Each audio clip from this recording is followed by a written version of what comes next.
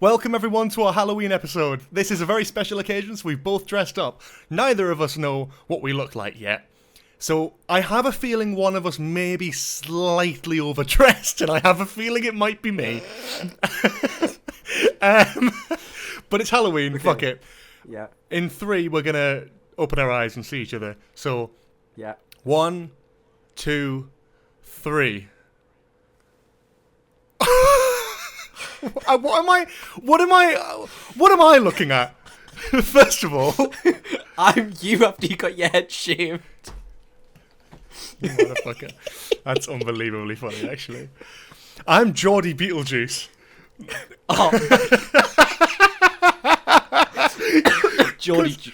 Because I saw Beetlejuice and I thought, well, black and white stripes. He's a Toon supporter.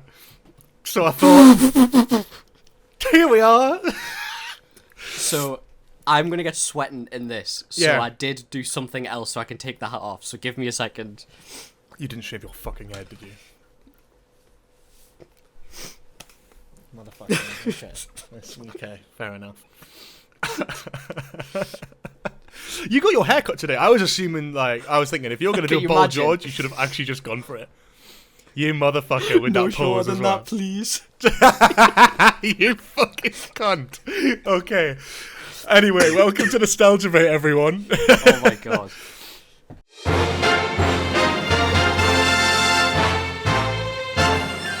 Yeah. Because I put this jacket on because I've seen you in jackets like this. This is what my imagination of your jacket wearing is. So I'm undoing the jacket slightly. So I love that. I've put trousers on. And I've put trousers on that you would sometimes wear. Incredible. Even though it's not on camera, I'm wearing lounge pants, so I've not went that far into the dedication. I've gone for the So Geordie Beach. It's good. Oh my god. It probably looks good. better with brighter light. Actually, let me just turn that out. That's amazing. So, yeah, because Beetlejuice wears black and white stripes. So I've just gone as I thought that would be great to do. I've got a Newcastle top. Yeah. And I've got an OG Newcastle top as well. Yeah, so it isn't a thing that exists. I'm probably the first person to ever do it. But here we are. Welcome, one and all, to our Halloween spectacular fucking whatever the fuck this is. This is our Halloween special of Nostalgia Bait, and we are reading out some scary fucking stories today. If this fit wasn't frightening enough as it is, we are ready and primed. We are not a Lunchley reference. We are here to. Actually, I am literally drinking Prime. Oh, you're not. Oh, you're not beating the allegations, you fucker. I'm drinking Pepsi Max. Anyway, other drinks are available. We've just, the whole point of being unbranded kind of ruined when we read out what we're drinking. So today, me and Cooper, we have compiled a series of scary stories from the internet. I can't take you seriously like that. You're going to have to, Cooper. Because we're doing this for 2 hours, boy. This is amazing. I respect where you went with this. Do you know what dilemma I had? I was like, this looks fucking sick, and then I realised I had to wear headphones. I was like, oh fuck. Because without headphones... I've got the headset dent and everything. I've just fucking... Look what I've done. Oh, for fuck's sake. Is that visible? Can you see that? I don't fucking know. Nah, that's fine. Look, we move. This face paint is coming off slowly but surely throughout the whole recording. I guarantee it. This is the ticking time bomb. It's the face paint. Yeah. Okay. To finish the episode. And I've got a Halloweeny background. Off. Can we appreciate the fucking that is true. Hanging skeletons stuff. And I rate it. That's fine. I really, really rate it.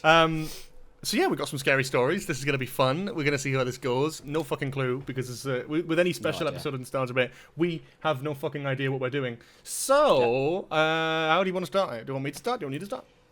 I don't mind. We can go into whatever you want to start with. Do you want to start with my ghost story? Do you want to start with Reddit ghost stories? Let's start with your ghost story, because Cooper, you had a ghost story that you've been wanting to tell for a while. It's not my ghost story. I'm undoing this jacket because I will fucking sweat to death.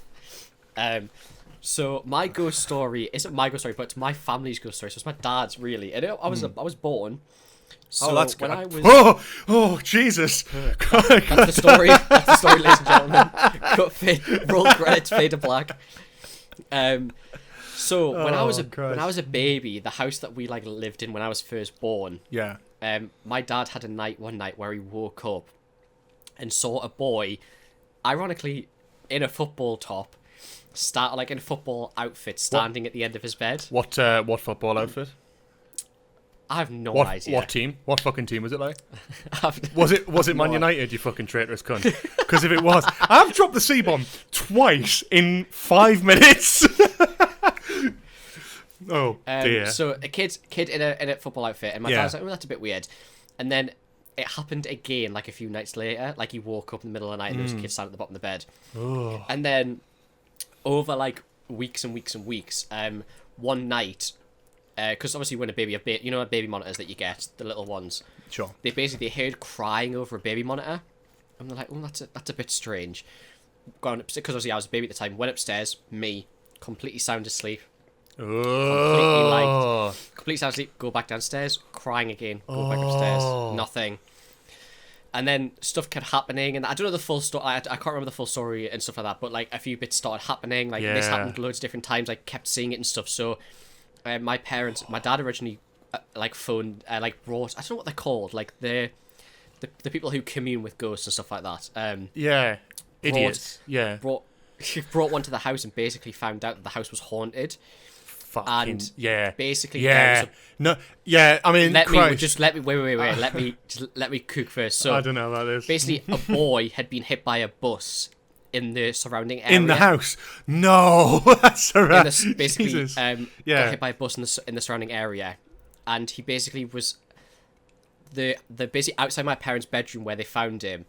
Or where he was basically looking at his old football field that he used to play on, but the whole thing was he couldn't get there. My grandma knew the family and knew of the situation when the kid got hit by a bus, right? So, shock horror, my parents moved house not long after that. Yeah, no surprise. And that used to be the end of the story. So it used to just be ghost story in the house, right? That. I love it there's more.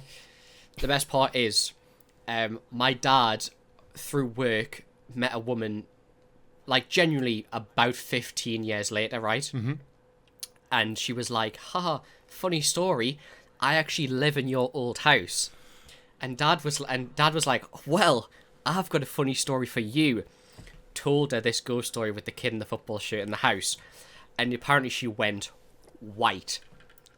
And she was like, are you serious? And I was like, yeah, kid in the football top. She was like, I had a party not that long ago. True story. Like, I've promised you, fully true story. I had a party not that long ago where one of my friends came in and walked through the living room and apparently saw a boy standing in the corner in a football top holding a football, and came outside being like, oh, who's this the kid? And everyone was like, what kid? There's no kid here. And went back inside and there was no kid there. So you were memeing about it. Oh shit. That's actually probably one of the best like real ghost story kind of things I've heard. Yeah. We're going to have Dad on the podcast at some point for work and stuff. I'm asking about that. Get him to tell the proper story when he does it, because he's really good at telling it. But that's like the best part of that story is the ending, and that literally only continued. Because it's like anyone can say they've seen it, and it's like anyone can say it. It's like when someone goes, oh, I got a ghost expert in, and you go, oh, we think our house might be haunted, and they go, yes. It's like, well, thanks, yeah.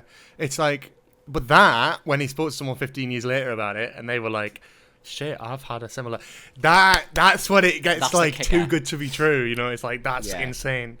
Oh, scary. They were saying like apparently like newborn children's like a spirit medium, like that tracks like ghosts and stuff. That's what the guy was saying apparently when he came to visit.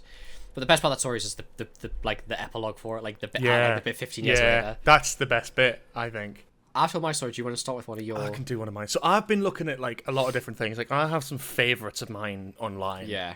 And this first one is a classic that I don't even know where I heard for the first time, but it's you probably will have heard it. And the thing is, you probably will have heard a couple of these ones, but that's why I think it's kind of fun to do like dramatic readings of them. Feel free to take the piss, feel free to jump in. But some of these are proper old school ones, and ones that like honestly I can have a lot of fun with. And I this was one I remember being quite a like scary one when I was a bit younger. Yeah. And I love that. I've also pulled up the Lavender Town. You were talking about that last week, weren't you? About just on the last episode, which I think is an interesting one. Oh shit! Okay, so this one is called Licking. Hey, yo. God damn. Damn, boy. I will just go for like a dramatic, scary reading. Yeah. I feel like that has to be the best vibe. My great-grandmother lived alone up in the mountains at her cabin. Her husband was dead, so she was there all alone. She only had one companion, and that was her loving dog. They both adored each other, and the dog was a great comfort to her. Every night when she went to bed, the dog would lick her hand to let her know that he was there to protect her. One night, she had gone to bed, and the dog had licked her hand, like he had done routinely every night since her husband died. But this night was different. She had woken up in the middle of the night because she heard her dog whimpering. She wanted to comfort him and let her know that she was there for him. She stuck out her hand by the bed and she felt the dog gently lick her hand, like always. She figured he was just cold, so she went back to sleep. The dog's whimpering had woken her up a second time. Hang on. The weirdest thing is knowing that your dog's cold and not doing anything about it. What the fuck? Yeah, I know. That's yeah, psycho yeah, behavior. fucking psychopath behaviour. Oh, it's alright. He's just a bit cold. He can go fuck himself. The dog's whimpering had woken her up a second time in the night, so she stuck her hand out. The dog licked it, and she went back to sleep. This happened a third time, and she stuck her hand out, and the dog stopped whimpering and came and licked her hand. She stayed awake for a few moments afterwards, and she went back to sleep again. Ooh. In the morning. Oh, no. Have you heard this one? I don't know if you've heard this one. No. This is a classic. Oh my god, I'm so I haven't excited to heard get your this, reaction to this. In the morning, she woke up and stuck her hand out by the bed, but nothing licked her hand. She thought that the dog had already awakened and was just in the front room. She rolled over and got out of bed and heard a drip, drip, drip, drip. She thought the sound was coming from the kitchen, so she walked over, turned the handles onto the sink faucet, but it wasn't the source of the noise. That's a tap for those in the UK. After frustratingly checking the sink and its pipes, she gave up and continued into her bathroom to take a shower. As she got closer to the bathroom door, it was evident that the sound was coming from within. She opened the door, looked above the bathtub, and gasped in utter horror. There, hanging by the light of his collar, was her loving companion. His blood was dripping into the bathtub. She screamed and began to cry, wiping her eyes and sobbing. She turned and looked into the mirror. In the mirror, she saw the dog's reflection. And written in the mirror, in her dog's blood, with drips and streaks hanging down from each letter, were the words, "Humans can lick too." Oh, God damn! Have you never heard that one? No, I've never heard that one. It was a person licking her hand the whole night. What if it was the person licking the hand the whole time? What if it was always the person? You know what pisses me off the most? The fucking creepy guy who came in and murdered the dog and licked her hand. He was cold. And she did nothing about it! What the fuck? That's true. That's a classic creepypasta. That's I love true. that one. That's an old boy. That's a good one. That's a really good one. I've never heard that one before. Little horror story to warm the cockles. Anyway, I'm going to pass it over to you. I'm just getting more and more like goofy. Would you like me to do a Reddit horror story, or would you like me to do the Lavender Town one first? Oh, go on, do your Lavender Town one then. That's the Pokemon. So, if you noticed that last episode, and you never played Pokemon before, there is a town in Pokemon called Lavender Town. And basically, the music that they play in Lavender Town is quite sinister and quite scary. The town is a ghost town anyway. But there was an urban legend revolving... I mean, there's a lot of different theories about this music. Whether you play it backwards, you can hear something.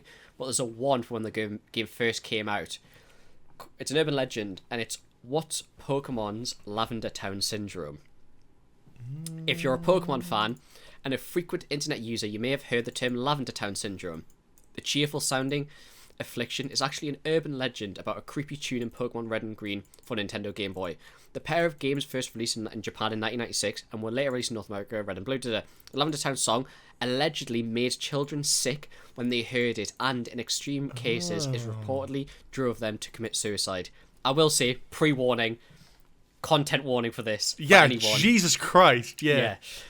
That's the light bit of it. Very heavy content warning for this. Oh, God. Why is Lavender Town so spooky? Pokemon Red/Green eventually drive players to visit Lavender Town, a small village that serves as a Pokemon graveyard. It's an unsettling place for multiple reasons. For starters, Pokemon are typically cute and fuzzy critters, so we don't think their mortality when they're not forced to Lavender Town is also Lavender Town is also the home of a Pokemon Tower, an eerie structure that's haunted by ghosts of Marowak, killed when it was defending its baby from Team Rocket. Finally, Lavender Town's music is kind of spooky, and it's around this tune that Lavender Town Syndrome is based. Sorting through the myths. According to the legend, Lavender Town Syndrome was born when 100 Japanese children from 10 to 15 years of age, content warning, jumped to their deaths, hanged themselves, or mutilated themselves a couple of days following the release of Pokemon Red and Green. Well, hang on. Wait, can I just before we crack on with it? Yeah. Is this legit? Is this real? This is legit. This is real. I'm being dead serious. This is real. People actually killed themselves.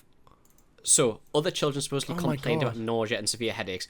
Officials eventually discovered that children hurt themselves or felt ill after listening to Lavender Town's background music. The urban legend states that the original Lavender Town theme contains a high-pitched tone that compels kids to lose their minds. Since our ability to hear high-pitched tones diminishes as we age, young children are especially susceptible to the Lavender Town curse. Some versions of the urban legend say that the game's director, Satoshi Tajiri, explicitly wanted the tone in the red version of the game to annoy children who picked it over green. The urban legend officer explains about like school bullies and stuff. Almost every version of the urban legend accuses Nintendo of covering up the suicides to protect the Pokemon's franchise's innocence and popularity. The legend concludes that Nintendo altered the Lavender Town music for the English language release of Pokemon Red and Blue, which is true. North America's Lavender Town scene definitely sounds a bit less harsh and shrill than Japan's, though it's not all unusual for a game's music composition to change when localized to a different place. That is actually genuinely fucked up. There's the fun Halloween special. I mean, obviously, it's just the fact that it's legit. That's real. Mm-hmm. Crazy, isn't it? So they recalled the game, right? No. So basically, when they essentially made other versions of it, they cut the music and changed the music completely. But what about the Japanese version, like the original Japanese version? There's still kids you playing can still that. buy the original. Well, no, because it's like Game Boy, like the fucking thousands but of pounds. It wouldn't affect us, would it? Now it's only certain ages that it affects because of that creeps me out. Because of the pitch and sensitivity, it only affects certain I really want to ages. listen to it because I don't know if I'm familiar with it. It's fucking freaky. Can I just listen to it quickly and we can maybe cut this out because I don't want to like get copyrighted, but I really want to hear it. Put OG. I've got it. See, that is really unsettling. I actually really don't like that. It's amazing music. Fuck that. Nah, man. No, I don't like that, actually. I really don't like that. It's that. The it's the 8-bit style shit, of it as well. Yeah, makes it even more freaky. So there you go. I know it's not a horror story, but it's like an urban legend kind of thing for... It's the fact that it's real. Cool, isn't it? God. Right, well, I don't even know what to say to that one, mate. That's fucking horrible. That's really creepy. You know, video game ones really get under my skin. You remember, I used to watch like creepypasta videos for like games with like Sonic.exe and shit. Ben Drowned, classic. But those are like actual creepypastas. This is like real. That's what I hate about it. I have another one for you, Cooper. This is called Gateway of the Mind. Ooh, okay. This is quite a short one as well. It's a classic. These are like classic creepypastas. This one I kind of remember from the like very last line of it, but I love these sort of weird ones. And this is very similar to, I've got another one very similar to this, which is also probably equally as famous, if not more famous, that you probably would have heard of. This one is a bit less well known, but it's really good. And it's all kind of like scientist vibe, right? Yeah. In 1983, my next one. That's all right. In 1983, a team of deeply pious, I don't know what that means. A team of scientists conducted a radical experiment in an undisclosed facility. The scientists had theorized that a human without access to any senses or ways to perceive stimuli would be able to perceive the presence of God. They believed Oh my that god. the five senses clouded our awareness of eternity, and without them, a human could actually establish contact with God by thought. An elderly That's man. quite a cool thing to think about. Yeah, this isn't. I don't think this is real, but it's one of those. It's a scary story, isn't it? We've got to believe it. You never know. An elderly man who claimed to have nothing to live for was the only test subject to volunteer.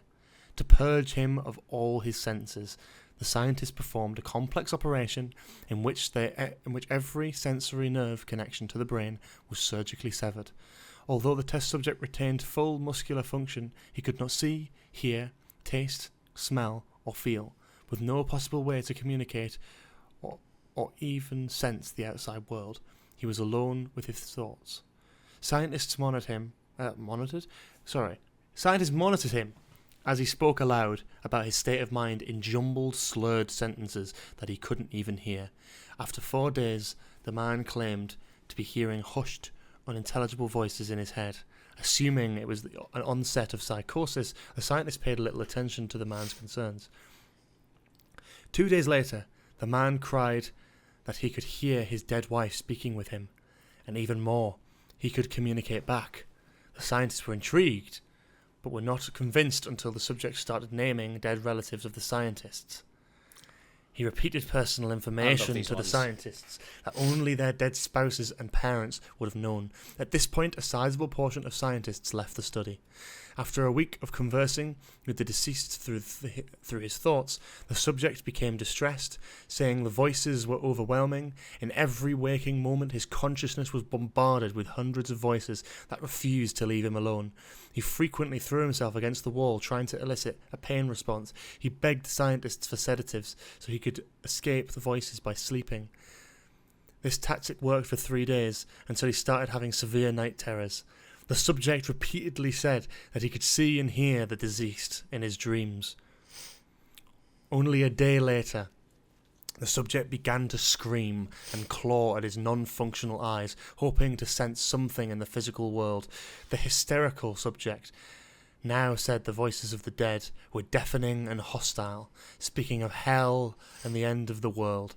At one point he yelled, "No heaven, no forgiveness," for 5 hours straight. He continually begged to be killed, but the scientists were convinced that he was close to establishing contact with God. After another day, the subject could no longer form coherent sentences, seemingly mad. He started to bite off chunks of flesh from his arm. The scientists rushed into the test chamber and restrained him to a table so he could not kill himself. After a few hours of being tied down, the subject halted his struggling and screaming. He stared blankly at the ceiling, as teardrops silently streaked across his face. For 2 weeks, the subject had to be manually rehydrated due to the constant crying. Eventually, he turned his head, and despite his blindness, made focused eye contact with the scientist for the first time in a study. He whispered, "I have spoken with God, and he has abandoned us." And then his vital signs stopped. There were no apparent causes for his death. Oh God! I got shivers reading that shit. That's really cool. Oh, I'm scaring myself. I don't like this shit. That's such a good one. That's such a good one. God! Yeah, that's amazing. That's a classic. The Gateway of the Mind. What a great title as well. Yeah, creepy scientist ones are fucked. I hate it. That was really good. That was really, really good. Oh God. Happy? God. Yeah. That's really good. That was a really, really good one. Scary one. I'm going into the longer territory now. Okay. So yeah. This is from r/no sleep. It was posted by Up to My Knees 6 years ago. What I'll do is I'll put the links to all of the stories underneath. Yes. These are not our stories. These are actual people's stories. So okay. Well, I'll say a lot of mine are creepypastas and written by authors, and I'd like to just kind of point out, it's like obviously we're not meaning to sort of steal or utilize, but we are sort of. This is why I'm giving exposure to these wonderful stories. I'm going to put everything, because this story when I saw was apparently one of the best to find. So I will put all the description, or all the links in the description. So for any of the stories that I put on, even the Lavender Town ones and stuff, I'll put in the description. So this one is called. Hang on. Hello. Yeah, you froze for a second there. That's all right. Crack on. This story is titled, "This picture from 1996 K-Mart Teen Fall Catalogue has a very peculiar story behind it." And I will send you the photo, but I will also put the photo on screen so people can see it. And again, linked below. This image is from the K-Mart Teen... I've not read this all, by the way. This image is from the K-Mart... You've not read it at all, or you've not read it? I've read little bits of it, and I saw the comments, and the comments were like, yes, like, best one. Wow. This image is from the K-Mart Teen 1996 Fall Catalogue, and actually has quite a peculiar story behind it. As far as anyone can tell, this is the only existing image of Kaylee Houston, who vanished without a trace in the summer of that year, shortly after moving with her family. Shortly after moving with her family to the city of Glendale, California, just outside Los Angeles. The Houston family has moved from Shawndale, Arizona to California in May to a house on Wesker Street. The house, a classic craftsman, was the oldest in the entire neighborhood, originally part of a housing development in 1993. It was smaller than the grand 5-bedroom McMansion they had owned in Shawndale, but far more beautiful. Yes, it does say McMansion. It literally says McMansion. It literally says McMansion. Yeah. But far more beautiful. Entire Houston family had been excited for the move. Kaylee, 19, was the oldest of 3 sisters in Shawndale. She had always been the focus of much praise from her good looks, with many people encouraging her to pursue her life in front of the cameras as a model, an actress, or a newscaster. But Kaylee, an introverted and nervous girl by nature, had always been camera shy, and up until her senior year of high school, resistant to the attention foisted upon her. Kaylee was homeschooled and spent the majority of her time alone. This had all changed when Kaylee, encouraged by her sisters and mother, auditioned for the local high school winter's play. Though she was not technically a student of Fairview Valley High, Kaylee won the role of Hermia in the Midsummer Night's Dream and was allowed to participate in the play. The experience was transformative for Kaylee, who found that she loved to be on stage. She began to ask her parents every day to move to Los Angeles so she could pursue a career as an actress. Though it seemed an unlikely dream, Kaylee's change of attitude came as the perfect time for her family. Her father, Jay Houston, was recently retired, and her mother, Diana, was between jobs. Her 2 younger sisters were both in the process of switching schools, and their family dog, Pepper, had recently been put down after she was attacked by a coyote or some other small predator in the woods. Jesus. Damn. The move itself had been frustrating. Several boxes had been lost, and Jay Houston had begun his first morning in California in a 2-long-hour phone argument with the moving company, switching lines to yell at a man from the insurance company, and then back again to accuse the movers of everything from incompetence to outright criminal theft. The woman of the Houston family had brightened their day by unpacking and exploring the new house. It had come unfurnished other than a single landline telephone in a hallway downstairs between the kitchen and the living room. I don't like the grin on your fucking face, man. I just think that one telephone. I think this is red flag number 1. Yeah. Kaylee said that the connection had been bad and choppy, and that she had only understood part of what the caller. Oh wait, it was in fact on this phone that the first evening that a single call had come through, Kaylee had answered it on instinct, though the Houston family's phone service had yet to be set up. The call had been short, and when she hung up, Kaylee said it must have been the wrong number or some kind of prank. Kaylee said that the connection had been bad and choppy, and that she had only understood part of what the caller was saying. Though Kaylee attempted to move on from the conversation, the call had clearly upset her, and her mother pressed for more information. Kaylee said the only thing she'd heard was a very soft, very quiet voice, possibly a man, but gentle and near a whisper, repeating a phrase again and again. When Kaylee's mother later spoke to the police, she couldn't remember the phrase word for word, but said it had been something like, I'm reaching for you with my little fingers. In the following weeks, the Houston girls purchased the local school districts, and Kaylee had gone out to meet several commercial modelling agencies her mother had found in the Yellow Pages. Most of them were the kind of one-stop shops that were common in Los Angeles at the time, photography studios with an agency or management arm attached, working directly with brands and catalogues. Kaylee did a single shoot with an agency called Tori Michelle Model Factory. In it, she wore a new K-Mart teen apparel, with the common practice being to photograph several dozen models and then send their photos in large batches to the distributor for them to pick and choose. Kaylee was thrilled by the shoot and felt emboldened, making fast friends with several of the young models in the waiting room, making plans to visit local mall, the Glendale Gallery, that evening. Diana Houston, excited to see her daughter's newfound outgoing attitude in action, allowed her daughter to go out unchaperoned, but ultimately Kaylee's anxiety got the better of her and she stayed in playing board games with her family. It was at 3 a.m. that evening that the family was awoken by the sound of a dog barking from outside. When Jay Houston went outside to check, he found a small red collar, torn apart and stained with blood, left on the front porch under one of the lawn chairs. This sparked a debate within the family. The parents believed that the collar must have been dropped and discarded during the move, and its discovery now was a coincidence. Kaylee's two sisters, both young, speculated that it had been a coincidence, but Kaylee herself was certain that this was Pepper's collar, the same collar that had been missing when she'd found Pepper staggering, torn apart onto the front lawn several months ago. Things became more complicated when Kaylee, in an effort to prove her point, attempted to locate a picture of Pepper. It was rapidly discovered that one of the boxes that had gone missing in the move was one containing all the Houston family's framed family photographs and another containing all their photo albums. This meant, in short, that there was no picture of Pepper to be found, no evidence of the dog ever having existed with the family at all. I don't like this. I don't like where it's going. I don't like any of Pepper this. had, in effect, vanished without a trace, leaving behind only an illustration by one of the younger girls in a journal. This reinvigorated Jay Houston's anger at the movers and insurance company, and the mystery of the barking dog and the torn red collar was slowly forgotten as the family struggled to get back to sleep. Over the next 2 weeks, Kaylee repeatedly tried to bring up the collar, but Diane Houston had thrown it in the garbage in the morning it appeared, and the rest of the family, unsettled by the incident, was eager to move on from the experience.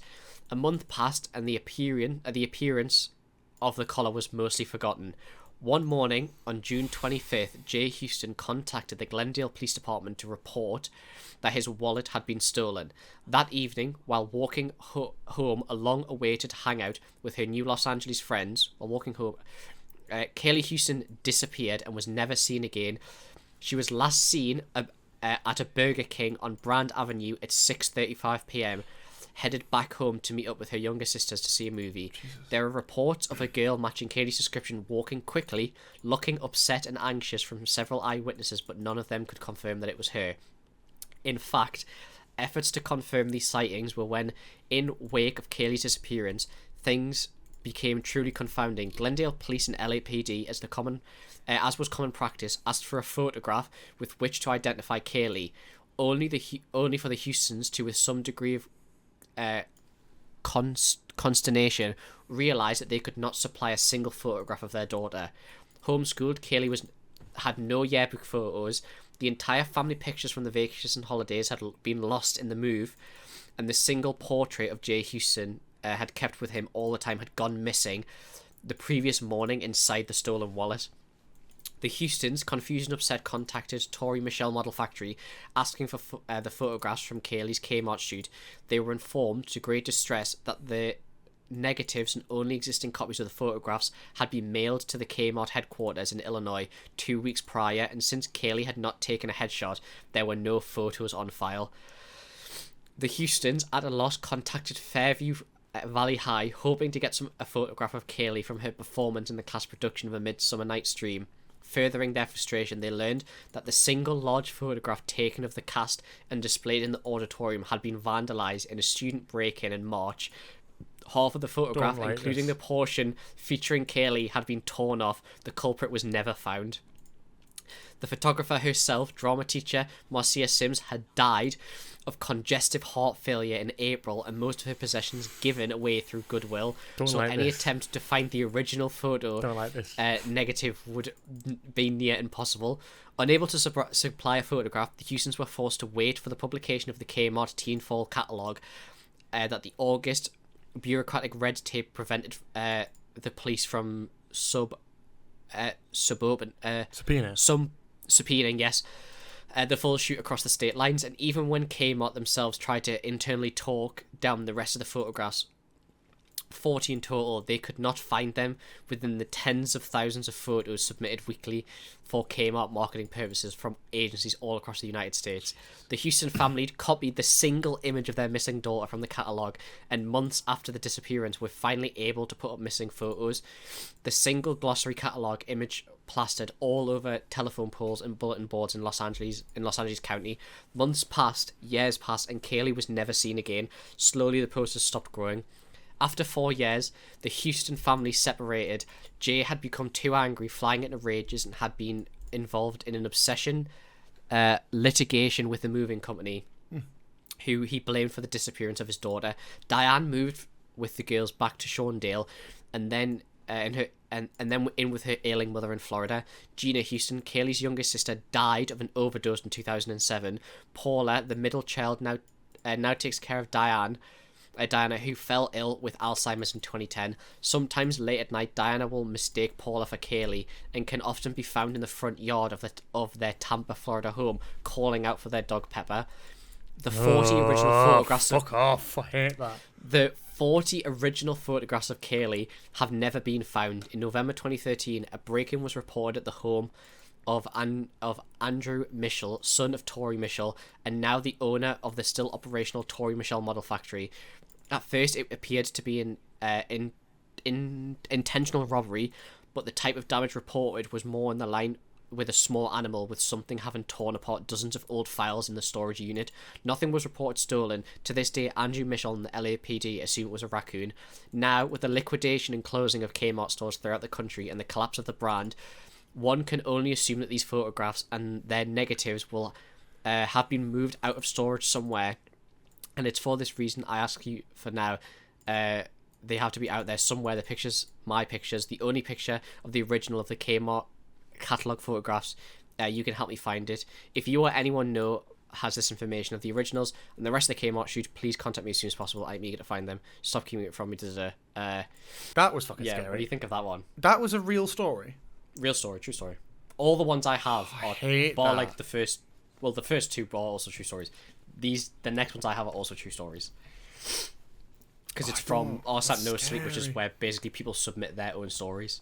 Yeah, but they could also be fake as well. But either way, I mean, it could be fake, but there's nothing on here saying that it's not. If that makes sense. Yeah. We will just. Well, they're all spooky stories. We have to assume that. Yeah, real. They're all spooky stories. Yeah. Ooh, that was weird though. I didn't like the photos going missing. That's creepy, and the fact that that's real as well is just really sad, actually. Yeah, it is. It's a crazy situation, isn't it? It's like it's bonkers. The fact that it all just like. It's like coincidence, isn't it? Okay, we'll jump into my next story, which I think is slightly more lighthearted. I hope. Because the title sort of feels... This is also on r/no sleep. Oh, shit. Hope we haven't got the same one. That would be a bit embarrassing, wouldn't it? This is part of a series, but this is part one, so we'll talk about it. This is one of the most highly rated ones. It was posted 7 years ago. And it's called, What Happens When You Write to Satan Instead of Santa? What an amazing title. I am locked in for this. It never ceases to amaze me just how much trouble kids can get up to in the milliseconds a day you're not watching them like a hawk.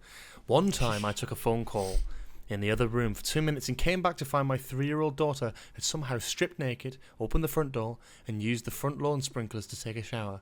Kids, right? I do that all the time, to be fair. I was gonna say, Still, I don't know what I'd do without her.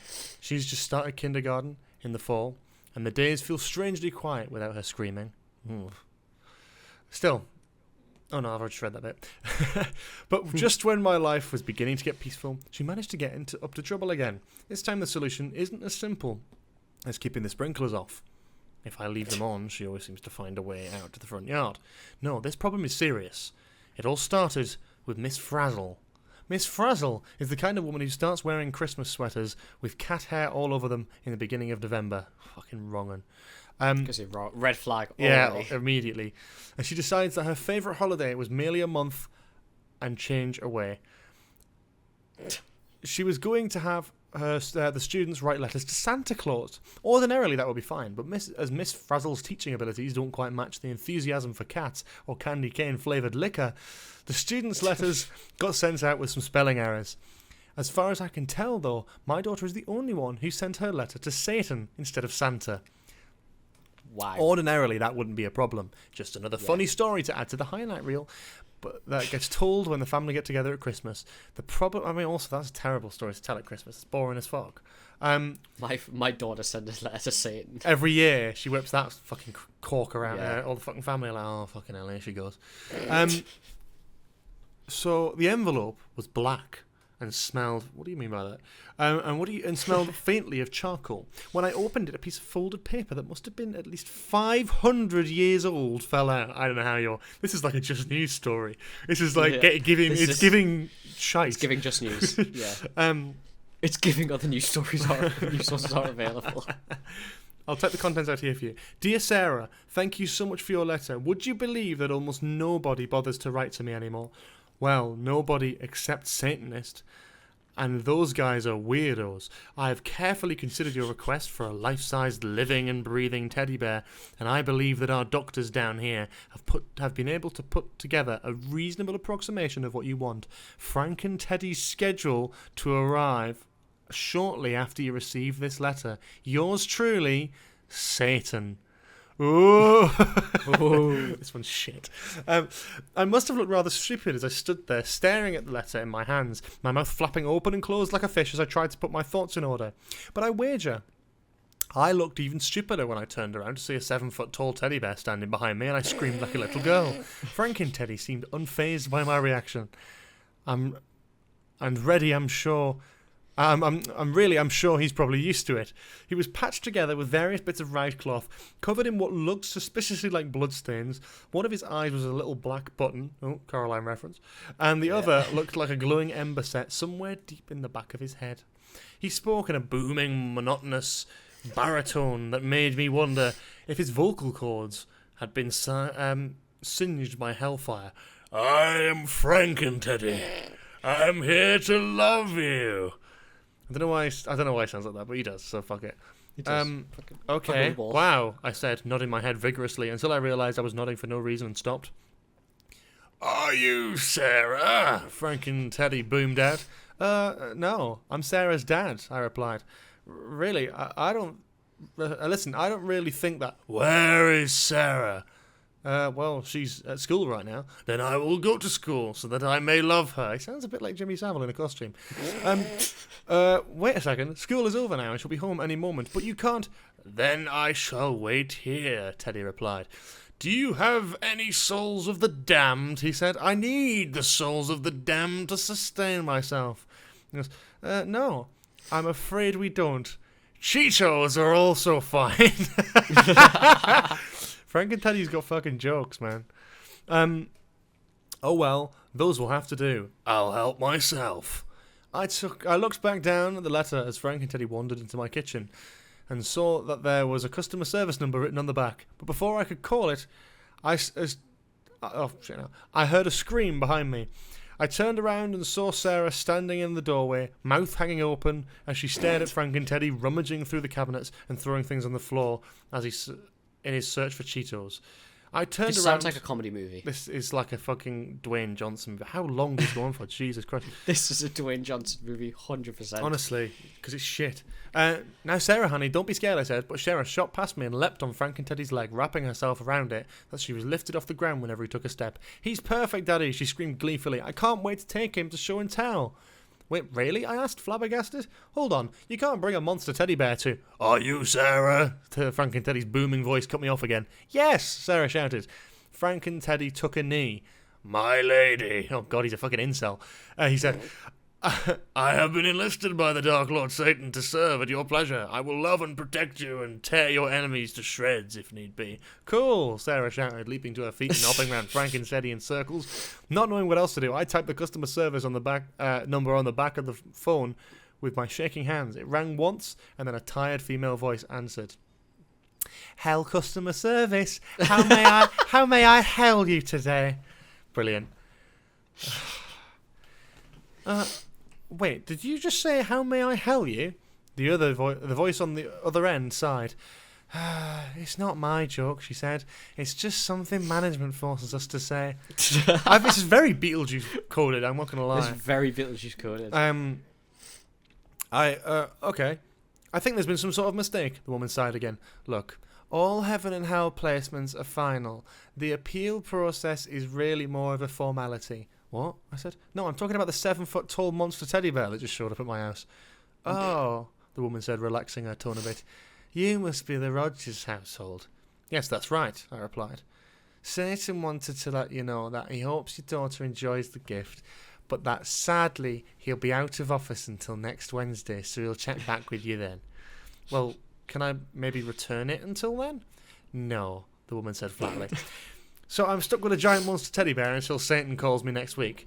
No, of course not, the woman said. Oh, thank God, I replied, somewhat regretting my phrasing. Satan won't be calling you, she said. He's scheduled for a face-to-face appointment.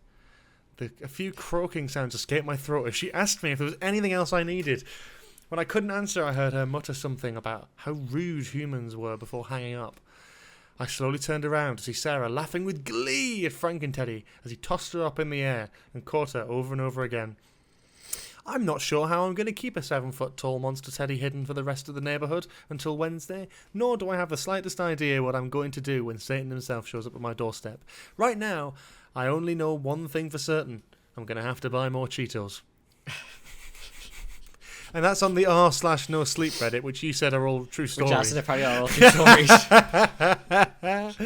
Which I love. That would make such a good short film. It's good, isn't it? I actually quite like that. It was a bit daft, but there was a part 2, 3, 4, and 5 that we're almost definitely not going to be watching and reading out, so we're not doing that.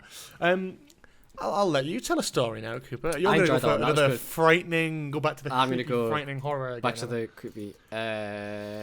So... Oh my god, this won an award, apparently. God damn.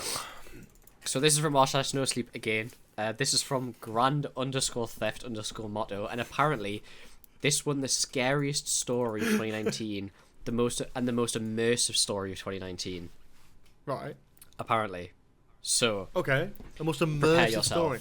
Cooper, I'm expecting some good fucking narration here. If it's an immersive story, you got to sell it.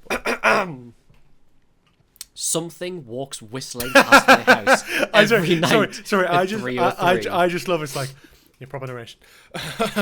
Normal voice. Something walks whistling past my house. Like I said, yeah, I'd rather your normal voice than the sort of TikTok John Park narrator. Something walks whistling past my house every night at 3:03. Ooh. Every night, no matter the weather, something walks down our street whistling softly. You can only hear it if you're in the living room or in the kitchen when... Why are you up at 3:03 in the living room or kitchen? Every night. Guilty, as charged. That's the scariest thing about this story. Only hear it if you're in the living room or in the kitchen when they walk by, and it always starts at exactly 3:03. The sound starts faint somewhere near the beginning of the lane near the Carson place, where towards the middle of the street, so the whistling moves past us before fading away in the direction of a cul-de-sac. When I was younger, my sister and I would sneak into the kitchen some nights to listen. Mum and Dad didn't like that, and we'd catch hell if they found us out there, but they were never too hard on us since we were always stuck to the one big rule: don't try to look at whatever's whistling. My neighbourhood is a funny place. I've lived here since I was 6 and I love it. The houses are small but well kept, good sized yards, plenty of place to roam. There are a lot of other kids here my age. I turned 13 back in October. We grew up together and and I would always play foursquare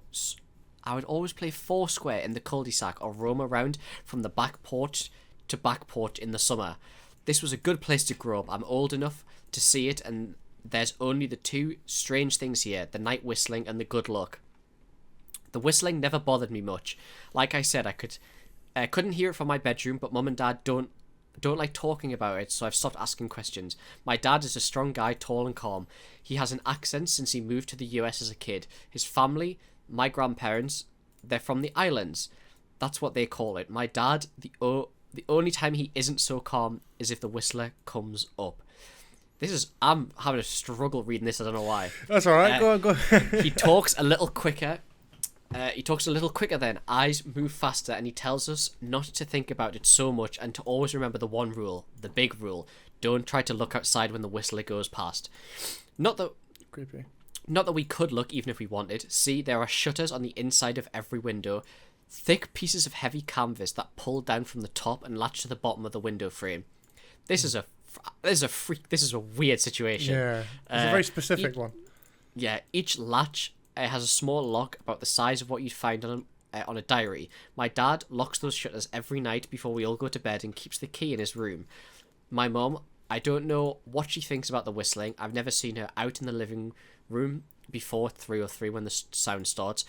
I could see her if I cracked my door open just an inch to peek. She's not out there often, at least I haven't caught her much, but once or twice a month, I think she sits out there on our big red couch just listening. The whistler has the same tune every night. It's cheerful. Okay, this is the whistle, and I'm going to attempt to do it. Okay.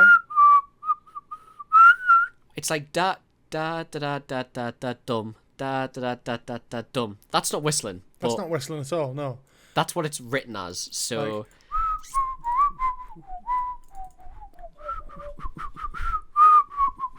Like that. Something like That's that. What yeah. Yeah. I've no idea the mic was picking that up. Yeah, me neither. Remember how I said there were two odd things about where I live? Well, besides our night whistler, everyone in my neighbourhood is really lucky. It's hard to explain, and Dad doesn't like us talking about this part much either. But good things just seem to happen to people around here a lot. Usually it's small things, winning a radio contest, or getting an unexpected promotion at work, or finding some arrowheads buried in the yard. You know, the authentic kind. The weather is pretty good and there's no crime, and everyone's gardens bloom extra bright in the fall. A million little blessings. I've heard my mum say about living here, but the main reason why we stay here, why we moved here in the first place, is my sister Nola. She was born very sick, something with her lungs. We couldn't even bring her home when she was born, only visit her in the hospital. She was so small, I remember, small even compared to the other babies. A machine had to breathe for her. We moved into our house here to be closer to the hospital. As soon as we moved here, Nola started getting better. The doctors couldn't figure it out. They chalked it up to whatever they were doing, but we all could tell that they were confused. But my parents knew, even I knew, Nola getting better was just another of the million little blessings we got for living in this neighbourhood. So that's why we stayed even after we found out that, for every small miracle that happens here and every day, now and then, some bad things happen. But they only happen if you look for the whistler. See, our neighbourhood has a welcoming committee. They show up with a macaroni casserole and a gift basket and a manila folder whenever someone new moves in. They're very friendly. 4 people showed up when we moved in 7 years ago. The committee made small talk, gave us a Snickers bar, and then took turns holding Nola. It was her first week out of the hospital, so they were extra careful. Then the committee asked to speak to my parents in private, so I was sent to my room where I still managed to hear nearly every word. The welcoming committee told my parents about how nice the neighbourhood was, really exceptionally hard to explain, kind of nice, and then they told my parents about the even harder to explain whistling that happened every morning at 3:03 and ended at the tick of 3:05. The group, our new neighbours, warned my parents that the whistling was quiet, would never harm or hurt us as long as we didn't look for what was making the sound. This part they stressed, and I pushed my ear into the doorway, straining to hear them. People who went looking for the whistler had their luck change, sometimes tragically. A black cloud would hang over anyone that looked. Anything that could go wrong would. The manila envelope the committee brought us contained newspaper clippings, stories about a car crash, ruined lives, public deaths, and freak accidents. Not everyone dies, I heard the head of the committee tell my dad, but the life goes out of them. Even if they live, there's no light in them ever again. No presence. Oh, quite like this one. This is weird shit. My mum, I could tell she wasn't taking it seriously. She kept asking if this was some sort of prank they play on new neighbours. At one point, my mum got angry, accused the committee of trying to scare us out of our new home, asked them if they were racist on account of my dad being from the island. My dad calmed her down, told her he could tell our new neighbours were sincere and they were just trying to help us. He explained that he grew up hearing these kinds of stories from his mum and that he knew that they were strange things that walked among us. Some of those strange things were good. Reference. Some of those strange things were good and some were bad, but most were just different. Oh man. After the committee left, Dad went to the hardware store, bought the canvas blinds, the latches, and the locks, and installed them on every window in the house after dinner. The first night in our new home, I crept out of my room at 3 a.m, only to find my dad awake, sitting on the living room couch, holding my baby sister. My dad held up his finger in a motion, but patted the couch next to him. I sat and I waited. At exactly 3:03, he heard the whistling. That's Harry Potter theme. It's Harry Potter. It came and it went just like the neighbour said. The whistling returns every night, and we never look, and we enjoy our million little blessings every day. Nola breathed on her own, and she's grown into a strong, clever girl. My dad even joined the welcoming committee. We don't get new neighbours often. Why would anyone want to leave? But when a new family moves in, my dad and the committee brings them the macaroni casserole, a gift basket, and the manila folder. I can always tell by the look on my dad's face when he comes back if the family took the committee seriously or if we'd be getting new neighbours again very soon. Not long ago, a family moved in directly next to us. The previous owner, Miss Maddie, passed away at the age of 105. She'd lived a good, long life. Our new neighbours seemed like they'd fit in just fine. They believed the welcoming committee, took my dad's advice about locking the shutters since they had a young child of their own. Whatever newspaper clippings were in the manila envelope, whatever evidence my dad never let us see, but I imagine it must have been awfully convincing since our neighbours got along with no issues for the first month. One night, when our new neighbours had to leave town, they sent their son Holden to stay with us. He was 12, a year under me in school. I didn't know him well before that night, but as soon as his parents dropped him off after dinner, I could tell it was going to be a bad time. Do you know who was always whistling every night? Holden asked the moment the adults left the room. The three of us were sitting in the den, some Disney movie playing idly on the television. My sister and I exchanged a glance. We don't talk about that, I said. I think it's the weirdo that lives in the big yellow house on the corner, Holden said. Oh, whatever. Mr. Tolles, my sister asked. No way, he's really nice. Holden shrugged. Must be a psycho killer then. Nola tensed. We don't talk about it, I repeated. Let's go in my room and play Nintendo. We spent the next few hours playing games, eating popcorn, and then watching movies. A typical sleepover, but I could see Holden was getting antsy.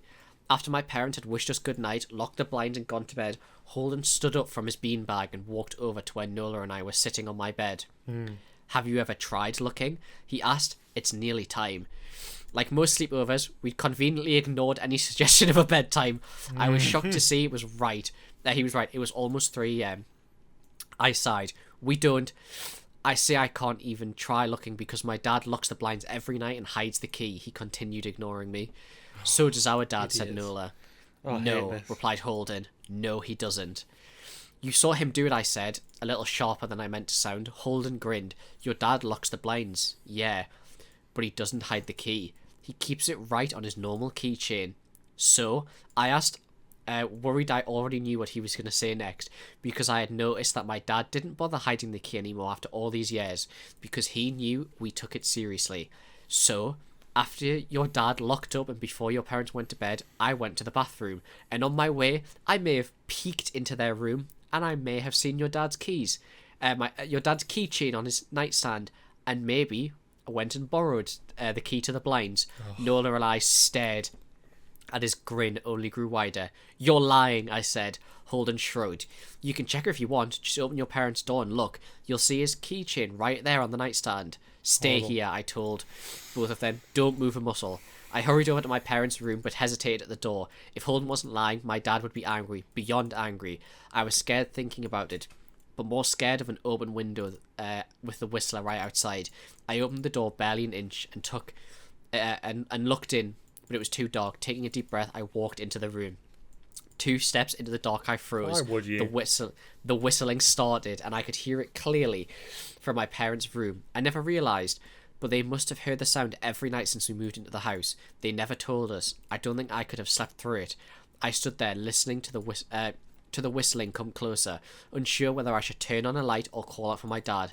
Soft sounds from the living room brought me back to reality. Nola, I yelled, running out of my parents' room. Holden and Nola were standing near the front door next to a window. Holden wasn't lying. I could see him fumbling with the lock of one of the blinds. I heard a click. He did have the key. Holden let out a quick laugh. Nola stood next to him, hunched up, afraid but maybe curious. The whistling was right outside our house. I think I made a sound, called out, I can't remember. Time felt frozen. clock hands nailed to the face, but I found myself moving. I'm not fast, I've never been athletic. Somehow, though, I covered the space between myself and Nola in a moment. My eyes were locked on her, but I heard Holden pull the blind all the way down so it could release. I heard the snap of it as it raised, and I heard the whistling just on the other side of our window.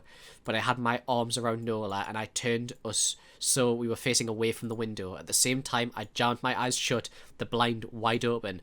The whistling stopped. I felt Nola shaking in my arms. Don't look, okay, I told her. Don't turn around. We were positioned so that she was facing back towards the hallway and I was facing the window.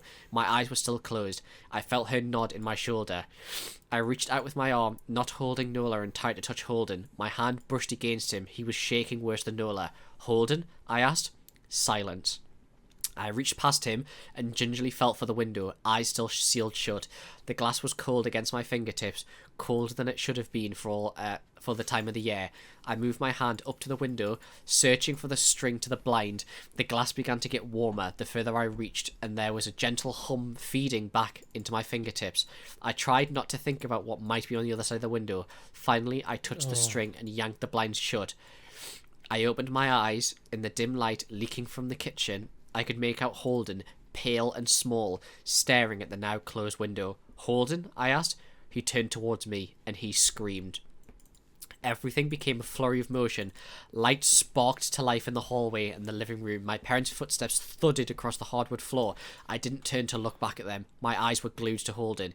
He was pale, had bit his lips so hard there was a thin red line of blood running down his chin, and he'd wet himself. What happened? My dad asked from behind me. I managed to swivel away from Holden and look back. He looked. I'd never seen my dad scared before, but I saw it that night. In the moment, an old ugly terror stitched across his face, a parent's fear. Just Holden? He mouthed to me. I nodded yes. My dad let out a breath. He looked so relieved. I nearly expected him to cheer, but then he turned to Holden and my dad's face changed. I wondered if he felt bad for feeling good, that Holden was the only one who looked. There was a knock at the door. We all froze. Holden whimpered. Don't answer it, my mum said. She stood at the threshold of the hall. I'd always thought she was a skeptic and just humored my dad about the window and the whistler, but that night we were all believers. I noticed that both my parents held baseball bats they must have taken from the bedroom. The knock came again, a little louder this time. Are you on edge? Fuck this. I am actually going through it. This is one of the best, actual stories I think I've heard. Because this is really, sending shivers down my fucking spine. This is great. The knock came again, a little louder. Please don't open the door, Holden whispered. My dad walked over to him, hugged him close. We won't, my dad promised, still holding his bat. Nothing is coming in tonight. Thud, thud, thud. This time the knocking was loud enough to rattle the door. Holden screamed again and Nola clutched her arms around my neck. My mum came over and knelt down next to us, wrapping my sister and me close. Thud, thud, thud. Call the police, my mum whispered to my dad. The knocking instantly stopped. My dad looked over his shoulder at us. Do you think? He was cut off by frantic knocking that trailed off to a polite tap, tap, tap. Police! Something said from the other side of the door. The voice from outside sounded exactly like my mum, like a parrot repeating the words back to her. Police! Call the police! Tap, tap, tap. Police! My mum pulled us closer. Police! Police! Police! Police! Please stop, I heard her whisper. I don't think calling them will help, my dad said. How will we know when they're the ones at the door? The knocking came back harder than before. The door shook, then it stopped. After a long moment I heard the knocking again, but it was coming from our back door. We all turned together towards the back door, but the knocking immediately returned to the front door. Front to back, back to front, loud then quiet, then loud again. Suddenly, the sound was coming from both doors at once. Big, heavy blows like a sledgehammer. Then something started rapping against all of the windows in the house, then the walls. It was like we were living inside a drum with a dozen people trying to play at once. Or we were a turtle and something was attempting to claw at us from our shell. Stop, Holden yelled. The knocking died. I won't tell, Holden said, staring at the door. I promise I won't tell anyone what I saw. Just please go away. We waited for nearly a minute. Then we heard a soft tap, tap, tap coming from the window Holden had looked through earlier. Holden started crying, sobbing like a prisoner watching gallows being built outside their cell. My dad held him, brushed his hair, but never lied to him. Never told him things would be okay. The tapping at the window went on for the rest of the night. We huddled together in the living room for I don't know how long. Eventually, my mum tried to take us kids into my room while my dad stayed and watched the door. God, my phone just buzzed and I shit myself. Jesus Christ. Oh, fuck.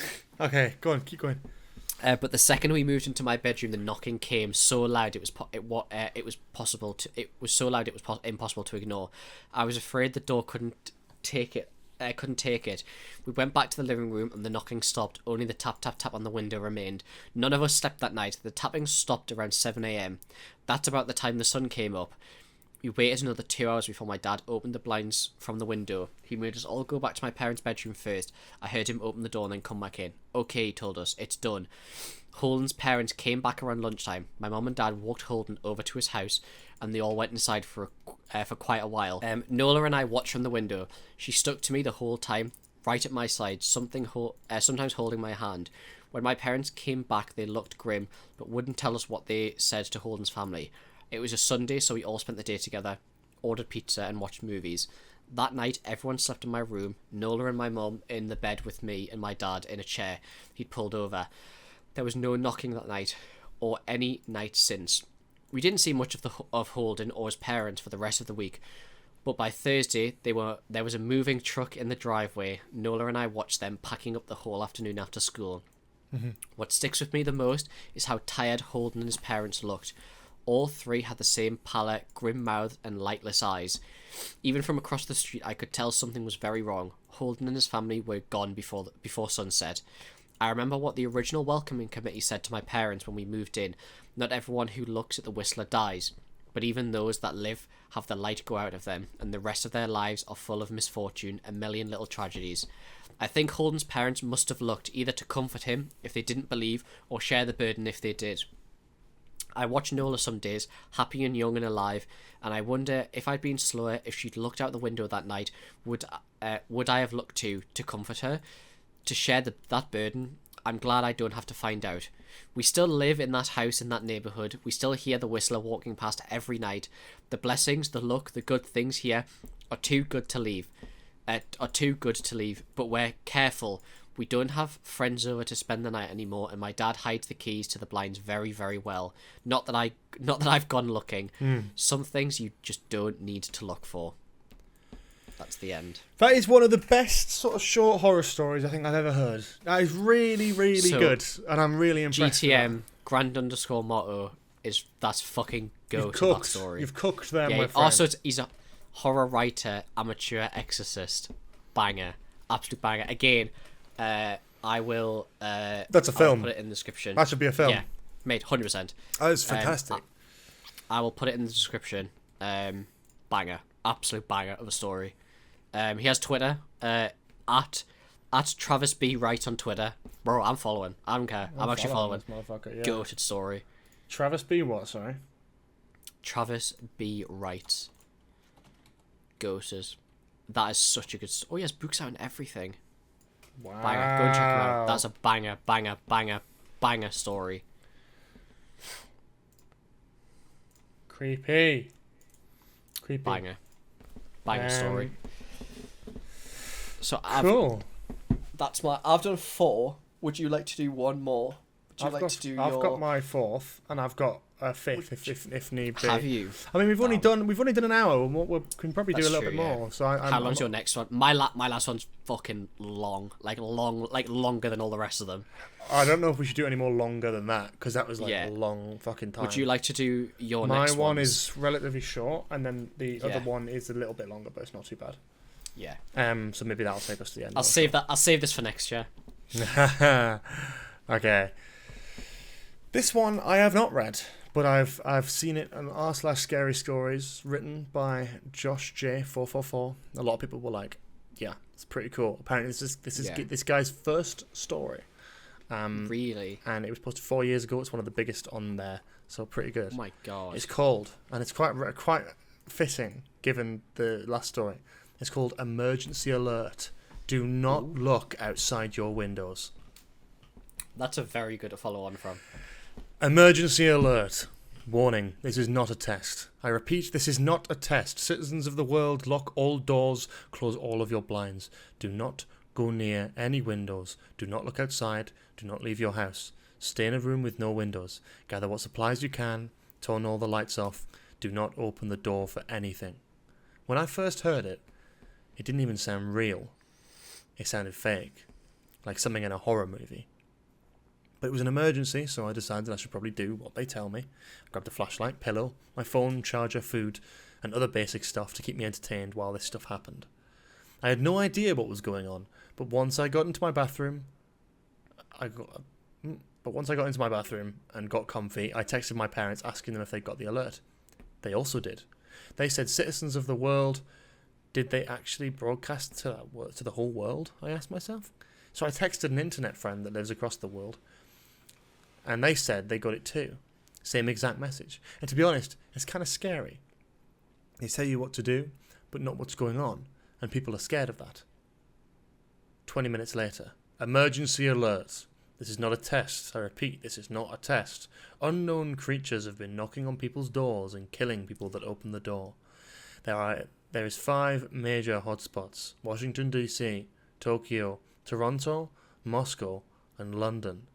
Oh my god. Fuck off. They have all been located all around. But it seems as if they are attacking those first. This is an invasion. Stay in your homes. Do not open any doors. Do not look outside. They can kill you instantly with just a look. May God help us all. Emergency nuke sirens going off. Tornado sirens going off. What is going on? Is this a prank? How can an invasion be real? Are aliens real? How am I even comprehending that? I heard car alarms going off. I hear things being destroyed. They are here. They are killing. It sounds like a war zone out there, but without any guns. What can the government do? Just shoot them?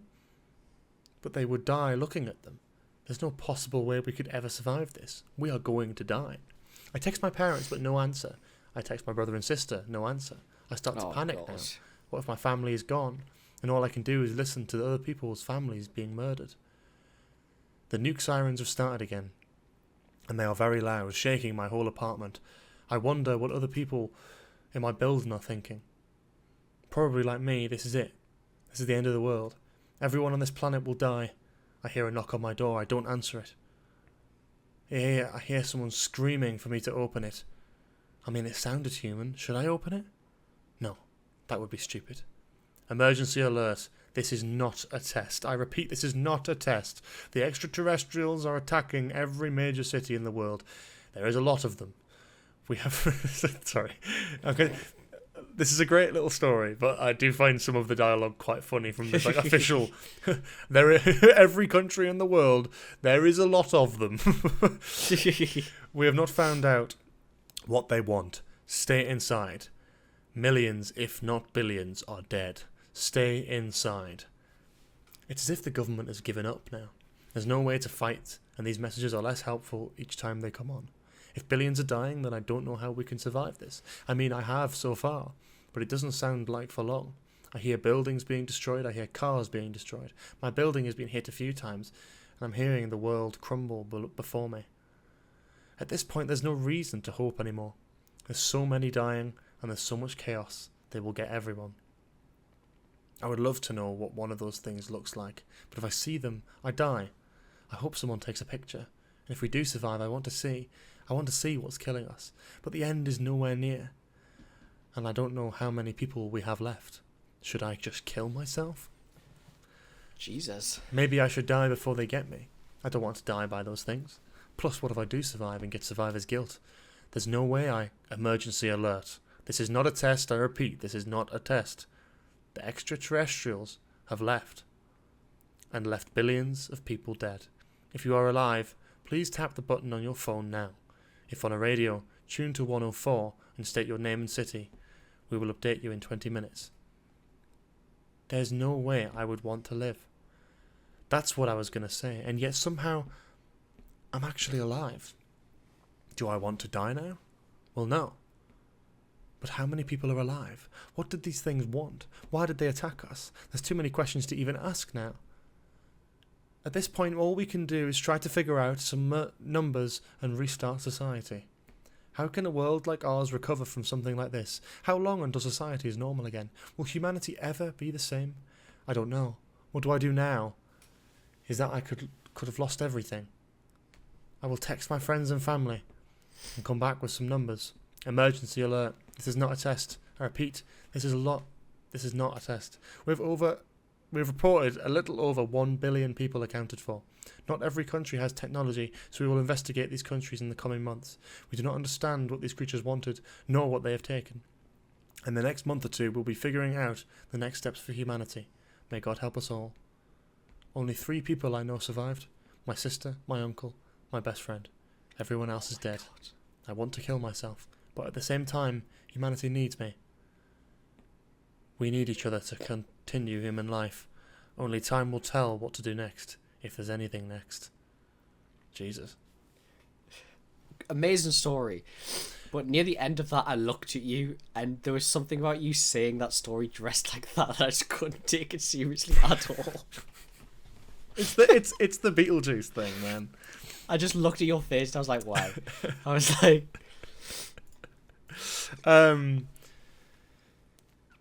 And then there's a little thing at the bottom which says, edit, it's 2 weeks later, the guilt is too much, I'm a fucking coward, goodbye. Jesus. Jeez. Again, amazing. A lot of these could be great short films and stuff. Yeah, that's kind of cool. A little bit dystopian. Very cool. Much like a sort of... Yeah, you could definitely do like a little narration piece over that. It gives me, like, Doctor Who, like, vibes. Do you think? Like sort of alien invasion kind of thing. A great, like, found footage style for that would be really cool. Yeah. No, I like that. That was kind of cool. That was kind of funky. I quite like that. I've got like kind of one more, but if we want more, we can obviously do more. Do you want to do your last one? My one's quite long. Because what'll be? Do you? Yeah, it's 40. Yeah. How long is yours? Do you think? Because I feel mine is like mine's shit long. Like shit long. Like how long are you saying? Realistically. I mean, it's longer than the other 2 that I've done. So. Okay. It is titled. It's fucking long. Maybe we don't do that one. Maybe because it's just slightly long, but maybe go on like creepypasta.com. See if you can find one that you like that's like shorter. For me, I've got this one which is a classic, and you probably will have heard, but let's go through it because it's one of the ones that sticks with me, and there's a specific image from this that sticks with me. This is the Russian sleep experiment. I've heard this. Do you know the story? I think once you start reading it, I will, but I've definitely heard of this. Mm-hmm. Go on. Russian researchers in the late 1940s kept 5 people awake for 15 days using an experimental gas-based stimulant. They were kept in a sealed environment to carefully monitor their oxygen intake so the gas didn't kill them. Since it was toxic in high concentrations, this was before closed-circuit cameras, so they could only had only microphones and 5-inch thick glass porthole-sized windows into the chamber to monitor them. The chamber was stocked with books, cots to sleep on but no bedding, running water and a toilet, and enough dried food to last all 5 for over a month. The test subjects were political prisoners deemed enemies of the state during World War II. Everything was fine for the first 5 days. The subjects hardly complained, having been promised falsely that they would be freed if they submitted to the test and did not sleep for 30 days.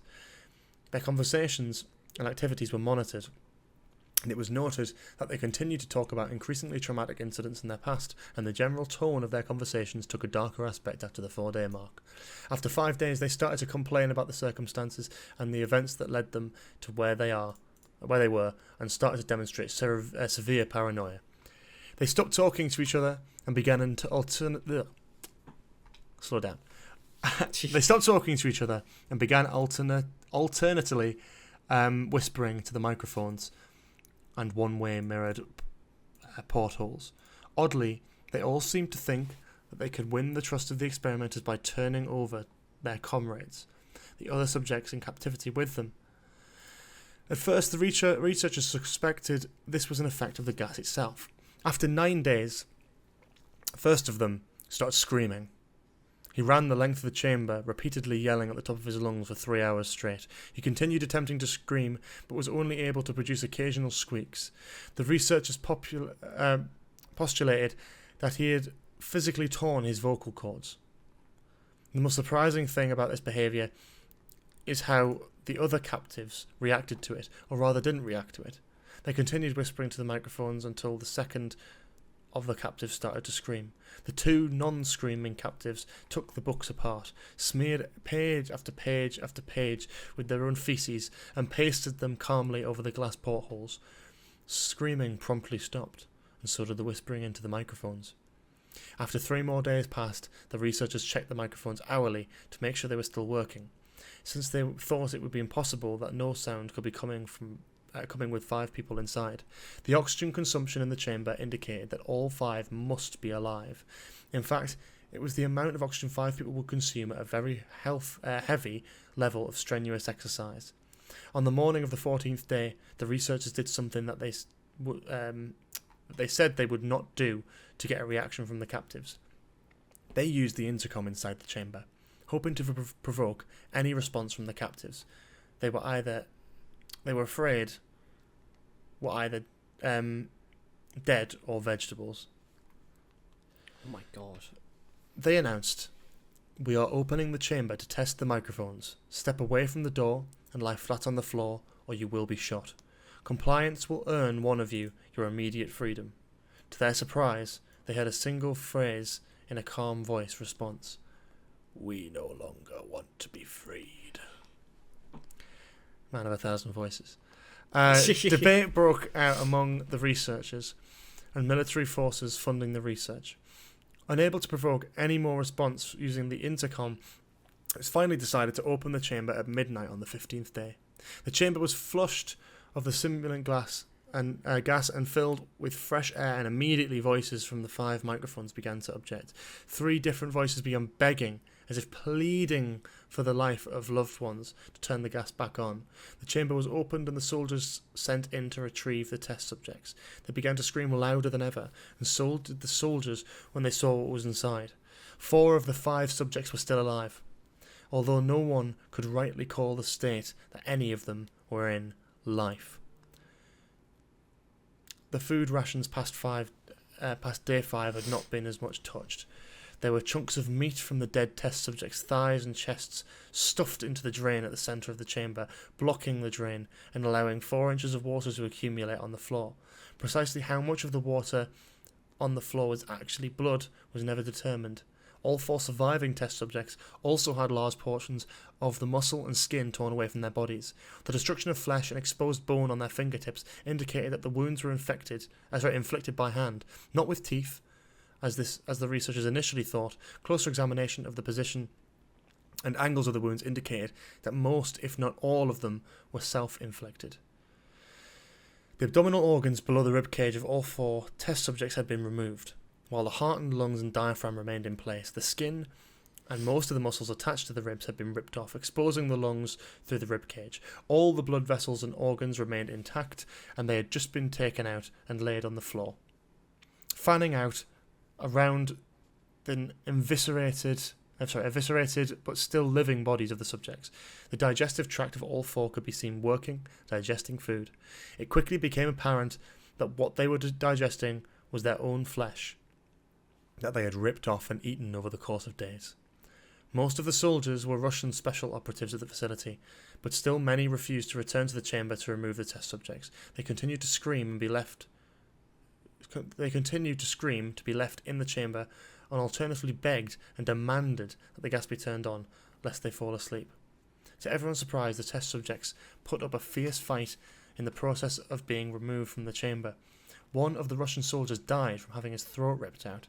Another was gravely injured by having his testicles ripped off and an artery in his leg being severed by one of the test subject's teeth. Another 5 of the soldiers lost their lives, if you count the ones that committed suicide in the weeks following the incident. In the struggle, one of the 4 living subjects had his spleen ruptured and bled out almost immediately. The medical researchers attempted to sedate him, but this proved impossible.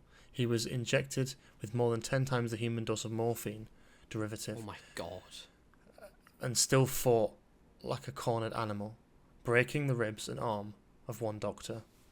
When heart was seen to beat for a full 2 minutes after he'd bled out to the point that there was no more air in his vascular system than blood. Even after it stopped, he continued to scream and flail for another 3 minutes, struggling to attack anyone in reach, and just repeating the word more over and over, weaker and weaker, until he finally fell silent. The surviving 3 test subjects were heavily restrained and moved to a medical facility. The 2 with intact vocal cords continuously begging for the gas, demanding to be kept awake. The most injured of the 3 were taken to the only surgical operating room the facility had.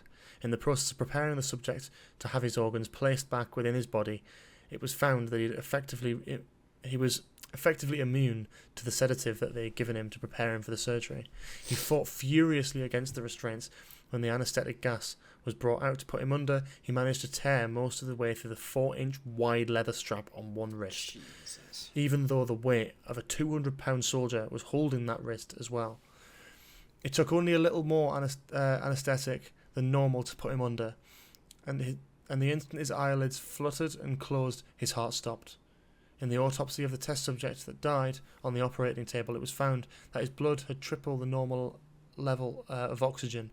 His muscles that were still attached to his skeleton were badly torn, and he had broken 9 bones in the struggle to not be subdued. Most of them were from the force of his own muscles had exerted on them. Jesus Christ. God, this keeps going. Jesus Christ. Let's keep going. The second survivor had been the first of the group of 5 to start screaming. His vocal cords destroyed, he was able to beg or object to surgery, and he only reacted by shaking his head violently in disapproval when the anaesthetic gas was brought near him. He shook his head yes when someone suggested. Reluctantly, when they try the surgery without anaesthetic, they did not react. And he did not react for the entire 6-hour procedure of replacing his abdominal organs and attempting to cover them with what remained of his skin. The surgeon presiding stated repeatedly that it should be medically possible for the patient to still be alive. I presume shouldn't be. One terrified nurse assisted the surgery stated that she had seen the patient's mouth curl into a smile several times whenever his eyes met hers. The surgery ended. The subject looked at the surgeon and began to wheeze loudly, attempting to talk while struggling. Assuming this must be something of a drastic importance to the surgeon had a pen and pad fetched so the patient could write his message. It was simple. Keep cutting. The other 2 test subjects were given the same surgery, both without anaesthetic as well, although they had to be injected with a paralytic for the duration of the operation. The surgeon found it impossible to perform an operation while the patients laughed continuously. Once paralysed, the subjects could only follow the attending researchers with their eyes. The paralytic cleared their system in an abnormally short period of time, and they were soon trying to escape their bonds. The moment they could speak, they were asking for stimulant gas. The researchers tried asking why they had injured themselves, why they had ripped out their own guts, and why they wanted to be given the gas again. The only response given was, "I must remain awake." All 3 subjects' restraints were reinforced, and they were placed back into the chamber awaiting determination as to what should be done with them. The researchers, facing the wrath of their military benefactors for having failed the stated goals of their project, considered euthanizing the surviving subjects. The commanding officer, a former KGB agent, instead saw potential and wanted to see what would happen if they were put back on the gas. The researchers strongly objected, but they were overruled. In preparation for being sealed in the chamber again, the subjects were connected to the EEG monitor and had their restraints padded for long-term confinement. To everyone's surprise, all 3 stopped struggling the moment it was let slip that they were going to turn back on the gas. It was obvious that at this point all 3 were putting up a great struggle to stay awake. One of the subjects that could speak was humming loudly and continuously. The mute subject was straining his legs against the leather bonds with all his might. First left, then right, then left again, for something to focus on. The remaining subject was holding his head off his pillow and blinking rapidly. Having been the first to be wired to the EEG, most of the researchers were monitoring his brain waves in surprise. They were normal most of the time, but sometimes flatlined inexplicably. It looked as if they repeatedly suffered from brain death before returning to normal. As they focused on paper scrolling out of the brainwave monitor, only one nurse saw his eyes slip shut at the same moment his head hit the pillow. His brainwaves immediately changed to that of a deep sleep, then flatlined for the last time as his heart simultaneously stopped.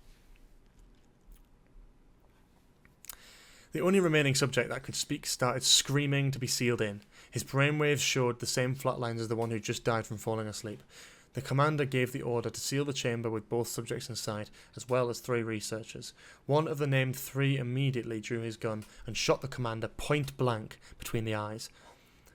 They then turned the gun onto the mute subject and blew his brains out as well. He pointed his gun at the remaining subject, still restrained, to the bed, as the remaining members of the medical and research team fled the room. "I won't be locked in here with these things, not with you," he screamed at the man strapped to the table. "What are you?" he demanded. "I must know." The subject smiled. "Have you forgotten so easily?" the subject asked. "We are you. We are the madness that lurks within you all, begging to be free at every moment in your deepest animal mind. We are what you hide from in your beds every single night. We are what you sedate into silence and paralysis when you go to the nocturnal haven where we cannot tread." The researcher paused, then aimed at the subject's heart and fired. The EEG flatlined as the subject weakly choked out. "So nearly free." That was a really good one. Yeah, it's a classic. I love the science ones are my favourite ones, like that one and the God one as well. They're like my 2 favourites. They're really good, and I think like they really have this sort of like creepy. Yeah, they're more believable as well. I think slightly. Oh god, like yeah. There's a lot of so it's obviously not real. There is a famous photo that comes up with the Russian sleep experiment. I don't know if you've seen it. You probably have. I probably have seen it. Let me send it to you. It's a classic. I have one more. It's a very small one that I've just found, but it sounds really cool. Yeah, it's quite a cool concept. Let me send you the Russian sleep experiment. That'll stay with you, that one. Yes. Yeah. I've seen this before. Cool. Well, I'll let you read out the last story. This one's very small. It's very quick. It's like less than a minute. Cool. It's called I Am Sam. It's from 2009. From Beings. It's Beings and Entities. I am Sam. I have reached the gates of hell. I entered without fear. I met the Lord of all evil, and we made a deal. I got back to Earth with a task. I have killed 665 people before I die. I have to kill 665 people before I die. If I do so, I will spend eternity as Demon King in Hell, with my own legion to command. Of course, I'm very delighted by that perspective. There is one condition, though. I cannot just kill random people. There is a trigger. If they hear one simple incantation involving my name, they are eligible to be my target. I managed to make my job easier, putting this spell into a book, a famous one, so that many people will probably hear it. I am very smart indeed. So after you hear the deadly sentence, I will know you. And when you are least expecting, you'll see my shadow out of the corner of your eyes. All right. And when you turn your head to see what that was, it will be too late. I will be waiting until you hear my name again. Sam I Am. Sam I Am. Bah! Gee, I actually jumped there, you cunt. What the fuck was that?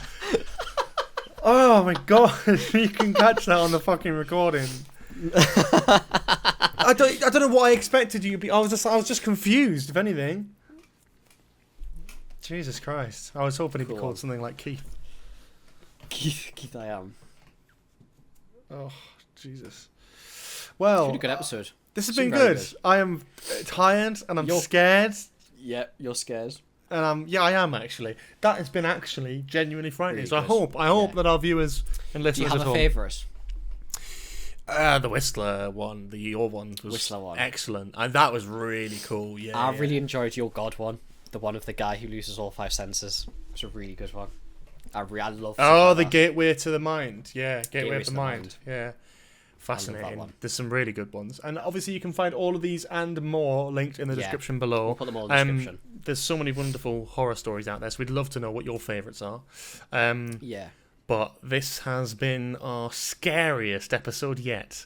And I hope we don't go any fucking scarier, because that was rough. So you're whistling one. I mean, you could probably go back on the recording. Honestly, you'll have a lovely time editing that, because I don't say anything for like literally 20 minutes. I'm just there with my mouth like open, like. I swear, there's bits where I shiver. I'll give a little bit of like a thingy. So, do you know that Discord has a soundboard now? Yeah. No. So on my soundboard, I have the knocking. Oh. You are so lucky I don't have Discord Nitro at the moment, because I 100% would have used it on you. You motherfucker, that would have really scared the shit out of knocking. me.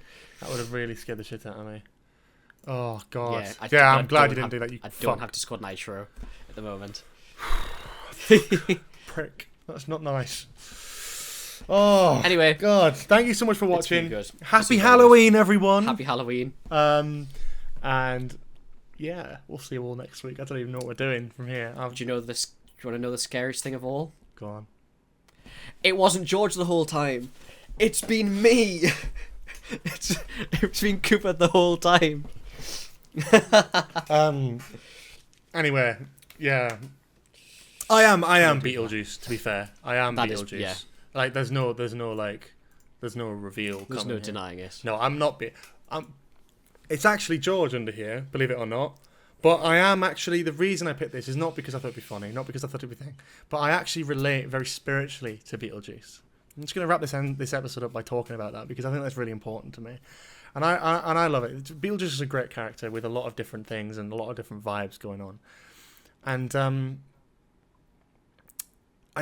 he may be dead, he may be a ghoul, but I do relate with Beetlejuice in one significant fact. And do you know what that fact is, Cooper? I don't know if I've told you this before. What is that fact, George? Like Beetlejuice, if you call my name 3 times, I will come. And on that note, I hope you've had a very happy Halloween, and we'll see you next week. Ooh. Is that the noise you make when you come?